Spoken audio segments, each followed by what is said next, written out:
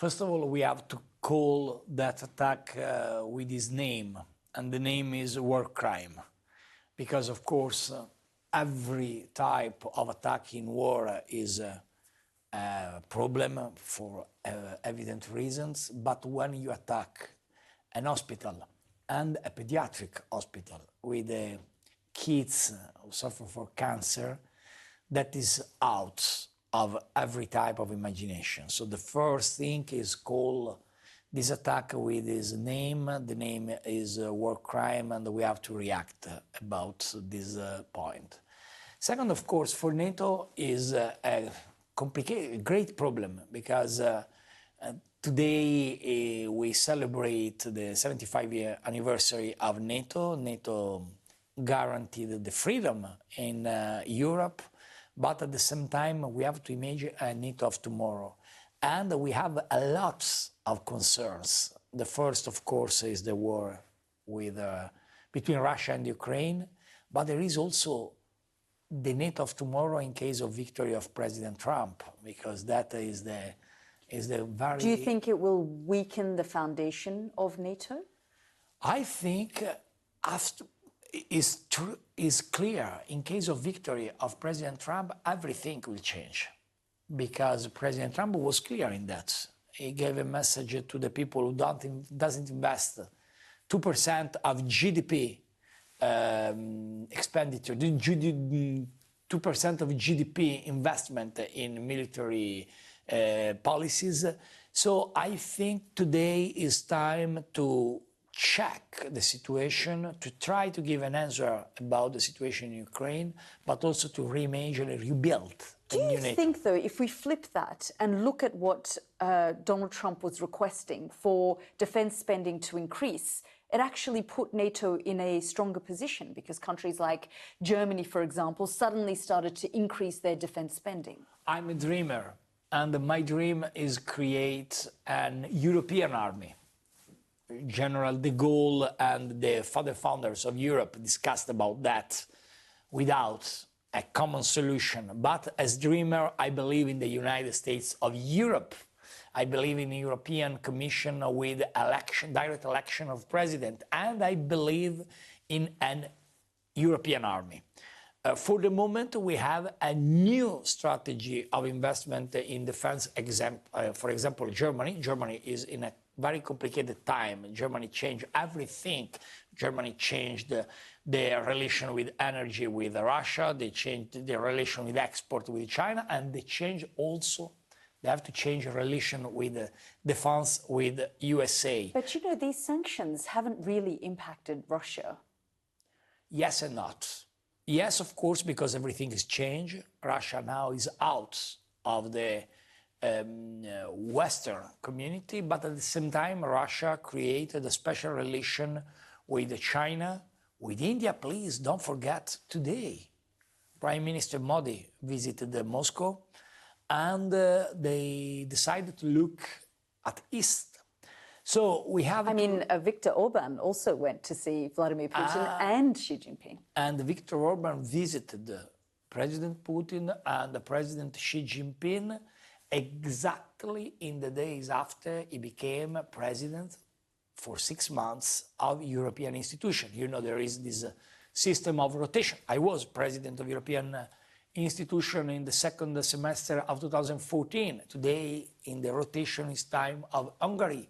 And the first decision of President Orban, of Prime Minister Orban, was first visiting Kiev, but the day after visiting Moscow, and the new visit in Beijing. So I think we live in a very dark times with a lot of new challenges for the global world. And the world order is shifting, do you think?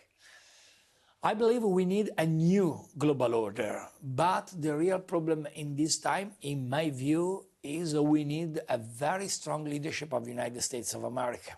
Do you think that President Biden should continue? I love President Biden. I worked with him when he was vice president, but frankly speaking, I think it's time for him to leave, because he was a good president, he was a good vice president, he worked with an unbelievable and gorgeous service to the nation from 1972 Now his personal situation calls a change. The real question is if Democrats will be able in the next 4 weeks, from today to 5 weeks to the Chicago's convention, to be able to find a new name. And my humble opinion, I'm a former prime minister, I'm out of the most important position around the world, so I speak as a former, not as a member of the international community of politicians. I think the only way to save the possibility to win against Trump is a name out of the box.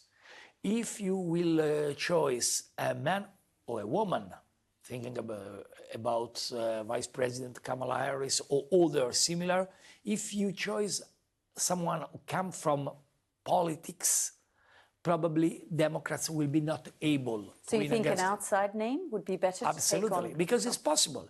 Because you have a situation, an emergency situation, and that is a problem, of course, but it's also a great opportunity. Because if there is the unity about a name, probably that could be also a surprise as a fact against Trump. So for the moment today, if the United States will vote tomorrow morning, in my view, Donald Trump will win for sure. Democrats have to change. We have about 2 minutes left, Prime Minister, but if Donald Trump were to return to power, he says he can resolve the issue between Ukraine and Russia in 24 hours. Do you think the West should be speaking to Russia? I mean, you yourself were in a controversial position when you visited Vladimir Putin in 2015 after the annexation of Crimea. 2016.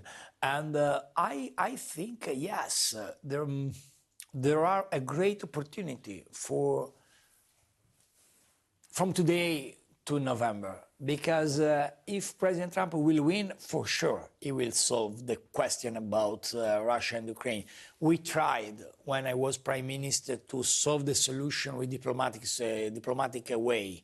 The idea was copy what happened after World War II in Italy, between Italy and Austria in the north side of Italy called Alto Adige, South Tyrol, when we found our Italian leaders and the Austrian leaders found a very good solution with respect of integrity but respect of autonomy. And we try to work in this direction. Now, after the criminal invasion is impossible.